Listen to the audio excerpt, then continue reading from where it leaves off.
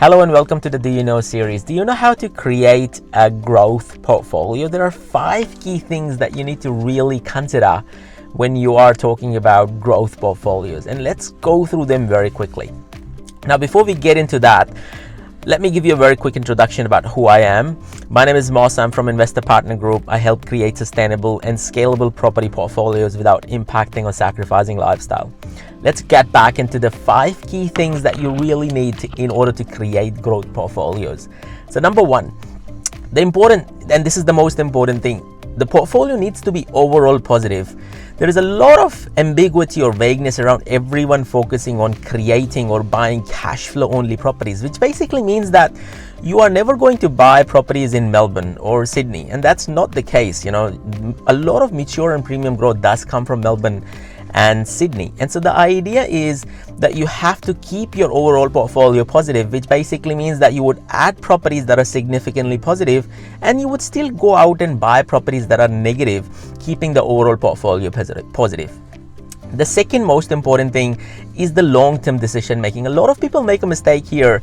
If I take you back 2 years or 3 years ago, when the interest rates were around, say, 1.8, 1.9%, there were people buying properties at 3% yield or even 2% yield, calling it, positive cash flow property. And, naturally, as the interest rates started rising, you would see that these people are the ones that are suffering the most. And then come times like today, in August 2023, people are focused on buying properties at 8%, 9% yielding properties because the interest rate sits at 6.5% to 7% now. Again, both of these extremes are wrong. You need to make decisions on a long-term decision-making process, which is an equilibrium of interest rates sitting somewhere around, I would say 5.5%, and that would give you a strong foundation and buffers around the property portfolios. And those buffers would help you navigate through some of these cycles where there would be times where you would be getting significant cash flow coming back into your property portfolio, and then there would be times where you might be not making as much positive you might not be making as much positive cash flow coming back into your property portfolio, and that's fine too. Ultimately, you shouldn't be sacrificing growth by chasing 8 to 9% yielding properties, because you would be going for properties which are in single dependent economies, in mining towns, etc.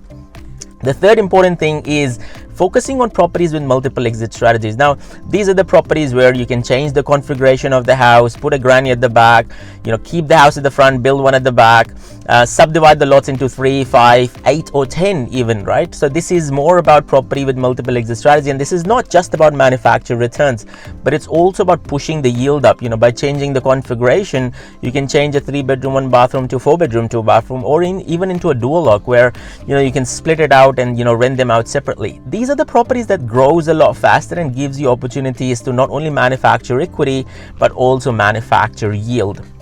Number 4, again very important, is the use of trust. A lot of people discount using the trusts or discretionary trusts or family trust in using growth in helping them grow their property portfolio. Naturally, if you're going to structure yourself properly, that would give you a lot more leverage with the bank in order to scale your property portfolio a lot faster. And 5th, creating multiple sorts of income. So income streams are a lot more important. People are naturally focused on buying for rent model and conventional buying rentals, where they buy a 4-bedroom 2 bathroom or 3-bedroom 1 bathroom and place single tenants. There are multiple ways to create income just by property. But when I talk about multiple income streams or creating multiple income streams, I'm talking about income streams where you are not only looking at property but also outside property, right? Starting up a small business or investing into other property deals, all of these things, sophisticated investing, Airbnb, co-living spaces, etc. Understand that top millionaires or people who are high net wealth investors, they have somewhere between 3 to 5 to even 10 income streams, and so it's important to create those income streams for yourself as well. Thank you for listening to me today. Have a wonderful day.